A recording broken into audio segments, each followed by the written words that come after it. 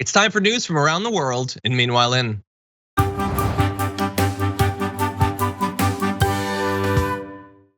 Meanwhile, in space, and in particular the relatively close part of space, we've got a bit of a problem as a planet because just in the past couple of days, Russia tested an anti-satellite weapon to destroy what is being said to be one of their own satellites. Now that is threatening, not just because the continued weaponization of space is inherently kind of scary, that those sorts of weapons could be used against the satellites of other countries.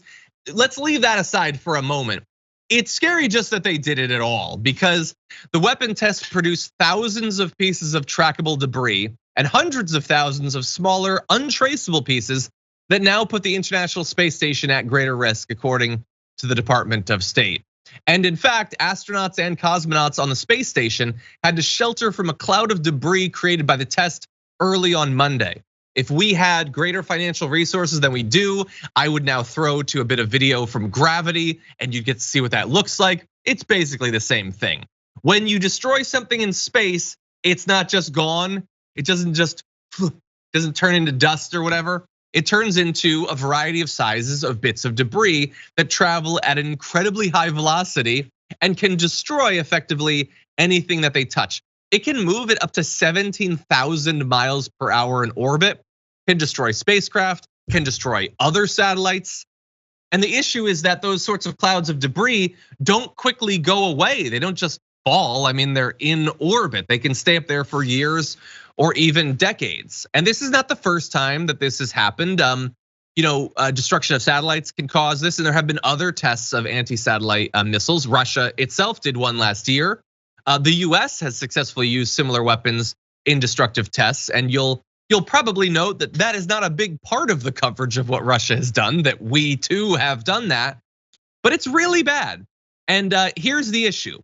It's not just in the next couple of years, the ISS needs to watch out. There's this concept of what's called, and it's probably being talked about in the chat right now, the Kessler syndrome. And what is the Kessler syndrome? Well, when fragments of something that's destroyed start spreading, they can hit each other, creating more fragments, which can then hit each other, which can create a cascade of more and more debris that can cover more and more territory. And because the threat level of even the smallest bits of debris are so deadly, this can be a massive problem for our entire planet. And it raises the possibility that whole fleets of satellites in orbit right now could be destroyed. If it was bad enough and those destroyed other satellites, which then contributed to the Kessler syndrome, which destroyed more satellites, you could reach the point where it effectively becomes impossible for us to launch new satellites, let alone to leave Earth orbit.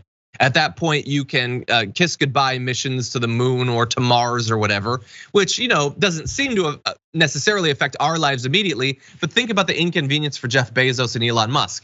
So anyway, this is theoretical at this point, but it is highly scary, and that is why we need diplomacy that harshly limits this sort of testing, that we do not weaponize space, we do not test these sorts of anti-satellite missiles, and that we develop the technology that we don't have right now to get rid of the debris that's already there. And meanwhile, well,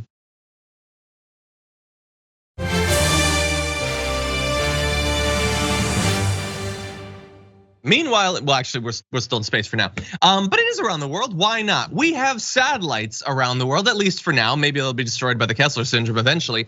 But right now, the satellites are doing something relatively new, and that is that scientists have worked out how to track methane emissions from space. They've only been doing this for a little bit, but satellites are now capable of doing it. And the greenhouse gas of methane, which is 80 times more potent than carbon dioxide, has been shown to be leaking from gas pipelines, oil wells, fossil fuel processing plants, and landfills all over the world. Scientists have already used satellites to discover major leaks of methane in the oil and gas fields of Turkmenistan, most of which can be prevented, but to be prevented, they do need to be discovered and mapped.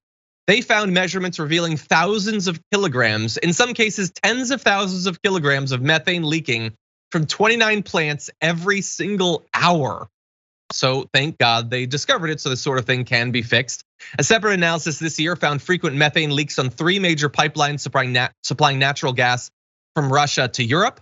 American scientists discovered huge amounts of methane leaking from abandoned uncapped gas wells in Pennsylvania.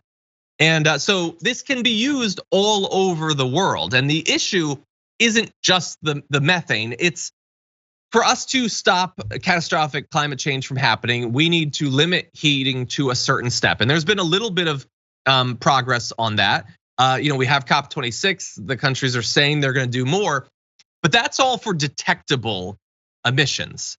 If the emissions are in fact far higher than we think, then even if we miraculously keep to those promises, it might not be enough. So we need to make sure that the data we have is being based on the most accurate understanding of our actual emissions. And it can have important policy implications too, because when you're comparing, for instance, whether it makes sense to generate electricity in the United States between coal and natural gas, there are what are considered to be break-even points where a certain amount of leaked gas, leaked methane means that if you keep it below a certain point, then natural gas might be less emissions than coal. But from what we're seeing now from the satellites, that is not actually the level of leakage that's happening. And in some places, coal in the immediate short term might in fact be cleaner than natural gas. That is what these satellites are giving to us. And the reason I wanted to focus on the satellites today is we have this new threat to satellites. We kind of need them for things like communications, GPS, but also being able to ward off the worst effects of climate change.